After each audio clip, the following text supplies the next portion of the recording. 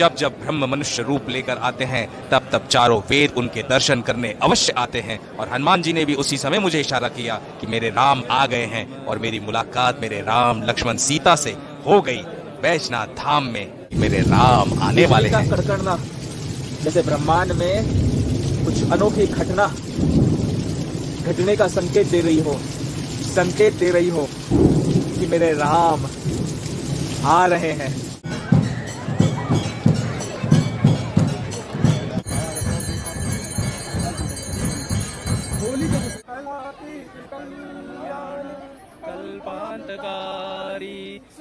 बैजनाथ धाम में शिव जी की आरती से ठीक पहले ये जो तीनों मेरे पीछे खड़े इतनी सुंदर शिव की स्तुति, सारे संस्कृत के श्लोक मंत्रोच्चार कर रहे थे।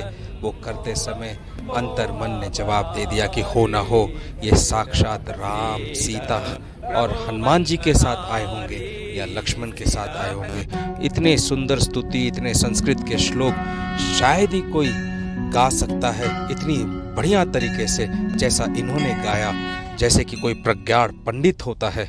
मैंने तो फिर इनके चरणों की ओर देखने की कोशिश की, क्योंकि भगवान ने कहा था हनुमान जी ने कि जब भगवान आते हैं कोई भी रूप धारण करके आए अपने चरण नहीं बदलते हैं। और जैसे ही मैंने इनके चरणों की ओर देखा तो माँ के चरण तो नहीं देख पाया, लेकिन राम और लक्ष्मण या राम हनुमान आप कह लो, इनके चरणों को देखते ही कान एकदम से सुन्न हो गए और जोरदार घंटी ध्वनि दोनों कानों में बजी सन्न होकर, परंतु और कुछ नहीं हो पाया और तुरंत जयकारा लग गया।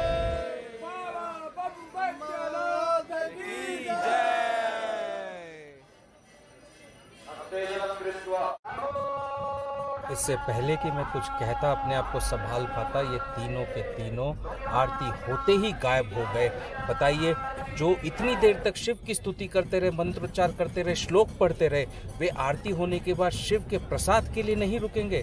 सारे भक्त रुके थे, लेकिन ये तीनों कहीं पर भी नहीं दिखे। ये देखिए कि 12 मई 2024 को बैजनाथ धाम की इस भीड़ में कैसे ब्रह्म के दर्शन करने के लिए चारों वेद यहाँ पर ये तो सारे राम भक्त जानते हैं कि जब जब जहाँ जहाँ रामायण होती है, हनुमान जी साक्षात वहाँ पर किसी न किसी रूप में आते हैं।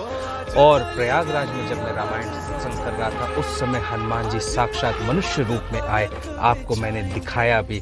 वहीं पर हनुमान जी ने मुझसे कहा था कि अब की बार जब राम आएंगे तो वो मुझे संकेत देंगे, बताएंगे, कोई छल नहीं होगा, कोई माया नहीं होगी और मैं मेरे राम से मिल पाऊंगा, बात कर पाऊंगा। ऐसा कुछ 11 मई को नहीं हुआ, तो क्या 12 मई को बैजनाथ धाम मिले मेरे राम।